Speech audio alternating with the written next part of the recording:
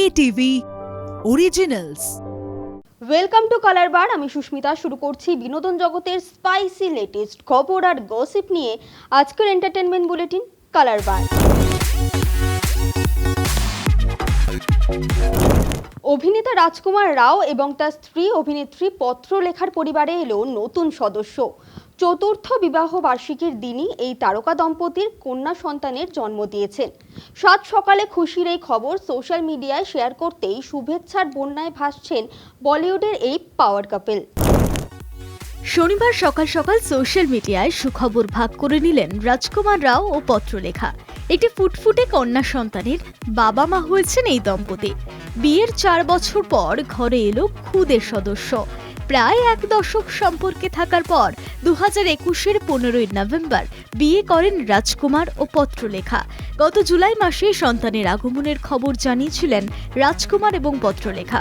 এদিন একটি পোস্টারের ছবি পোস্ট করে রাজ ও পত্রা লিখেছেন, আমাদের চতুর্থ বিবাহবার্ষিকীতে ঈশ্বর আমাদের সবচেয়ে বড় আশীর্বাদ দিয়েছেন। পরে উভয়ে একটি যৌথ বার্তায় সকলের সঙ্গে ভাগ করে নেন সুখবর। লেখেন, আনন্দের চোটে যেন চাঁদে পৌঁছে গিয়েছে। ঈশ্বর আমাদের কোলে কন্যা সন্তান পাঠিয়েছেন। আমরা খুব খুশি। টলিউড ইন্ডাস্ট্রির বর্তমান স্লোগান এখন বাংলা ছবির পাশে দাঁড়ান। সেখানে কোথাও কিন্তু উল্লেখ নেই বড় বাজেট নাকি ছোট বাজেট নাকি স্বাধীন পরিচালকের ছবি। একটি ছবি যা ইতিমধ্যেই সেন্সর বোর্ডের অনুমতি পেয়ে গিয়েছে, তারপরেও বাধা পাচ্ছে মুক্তিতে।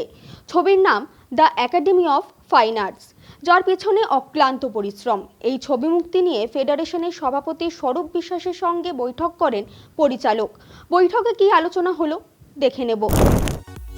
ছবির প্রচার চলছিল কিন্তু জোর কদমে, কিন্তু তা সত্ত্বেও জয়ব্রত দাসের ছবি 14ই নভেম্বর মুক্তি পেল না। ফেডারেশনের বাধার মুখে পড়ে আটকে গেল এই ছবি মুক্তি। ফেডারেশন দাবি করেছে তাদের নিয়ম মানা হয়নি। শুক্রবার ফেডারেশনের সঙ্গে বৈঠকে বসেছিলেন ছবির পরিচালক জয়ব্রত ও প্রযোজক মানব সাহা এবং সংকেত মিশ্র। পরিচালক বলেন, এইটুকুই বলতে পারবো, রিলিজ কবে করতে পারবো সেই ডেট জানি না। তাদের জন্য একটাই কথা বলতে চাই, আমার কাছে পার্সোনাল অ্যাটাকে থ্রেট আসতে শুরু করেছে। তবে যদিও সেই কলগুলো ফেডারেশনের তরফ থেকে নয়, অনেকেই মাঝখান থেকে ইন্ডিপেন্ডেন্ট স্টুডেন্ট টিমের কাছ থেকে ফায়দা তোলার চেষ্টা করছেন। তাও জানিয়ে রাখতে চাই, আমাদের মিটিং ফলপ্রসূ হয়নি। যদিও শ্রী স্বরূপ বিশ্বাস আমাদের সাথে খুব ভালোভাবে কথা বলেছেন, কিন্তু কথা বলার পর বুঝলাম খুব ভুল করে ফেলেছি, সবকিছুই ভুল করেছি। ফিল্ম স্টুডেন্টরা ইন্ডিপেন্ডেন্ট কাজ করছে, এটা ইন্ডাস্ট্রির কাছে প্রতারণার সমান। আমাদের গোটা টিম প্রতারক। আমরা প্রতারণা করেছি সিনেমা বানিয়ে। যখন আমাদের নিজস্ব ফান্ড শেষ, তখন প্রমোদ ফিল্মসের থেকে পোস্ট প্রোডাকশনের আর্থিক সাহায্য নেওয়া ভুল হয়েছে। ফের বড় পর্দায় প্রত্যাবর্তন ঘটছে কাকাবাবুর। কাকাবাবু চরিত্রে দর্শককে তাক লাগিয়েছিলেন প্রসেনজিৎ চট্টোপাধ্যায়, সঙ্গে দোসর সন্তুর চরিত্রে অভিনয় করেছিলেন আরিয়ান ভৌমিক। কাকাবাবু ফ্র্যাঞ্চাইজির নতুন ছবি বিজয়নগরের হিরে এই শীতে আসছে বড় পর্দায়। চোখ রাখবো সেই খবরে। 2013 সালে সৃজিত মুখোপাধ্যায়ের হাত ধরে সুনীল গঙ্গোপাধ্যায়ের জনপ্রিয় উপন্যাস উঠে এসেছিল রূপলী পর্দায়। কাকাবাবু ফ্র্যাঞ্চাইজির নতুন ছবি বিজয়নগরের হিরে এই শীতে আসছে বড় পর্দায়। তবে এবার আর সৃজিত মুখোপাধ্যায় নন, পরিচালকের আসনে রয়েছেন চন্দ্রাশিস রায়। শুক্রবার আনুষ্ঠানিকভাবে ঘোষণা করা হলো ছবি মুক্তির দিন। নতুন বছরে মুক্তি পাবে বিজয়নগরের হিরে। 2026 সালের 23শে জানুয়ারি মুক্তি পাবে এই ছবি। ছবির সঙ্গীতের দায়িত্ব সামলেছেন ইন্দ্রদীপ দাশগুপ্ত। এই ছবিতেও কাকাবাবু ও সন্তু চরিত্রে ফের দর্শক দেখতে পাবেন প্রসেনজিৎ চট্টোপাধ্যায় ও আরিয়ান ভৌমিককে। সমাজের তথাকথিত ভদ্রলোকেরা এই রাস্তা এড়িয়ে চলেন। বিশেষ দিন বলুন বা উৎসবের সময় শহরের এই জায়গায় অন্ধকার গলিতে পৌঁছায় না আনন্দ চাকচিক্য। তারা সেই সব এক প্রকার ব্রাত্য থাকেন। আর শিশু দিবসে তাদের সঙ্গে বিশেষ মুহূর্ত যাপন করলেন অভিনেত্রী রুক্মিণী মৈত্র।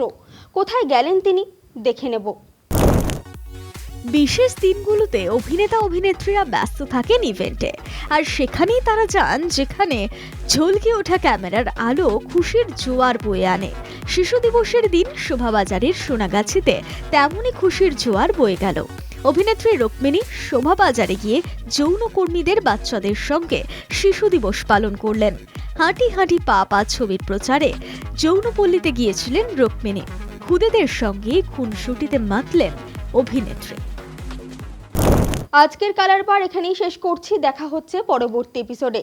আমাদের এই স্পেশাল বুলেটিন কেমন লাগছে আপনাদের কমেন্ট করে জানান আমাদের ফেসবুক পেজে, ইনস্টাগ্রামে, ইউটিউবে এবং এক্স হ্যান্ডেলে। এছাড়াও ফলো করতে ভুলবেন না আমাদের website Kolkata TV online. Kolkata TV, রাত দিন 7 দিন।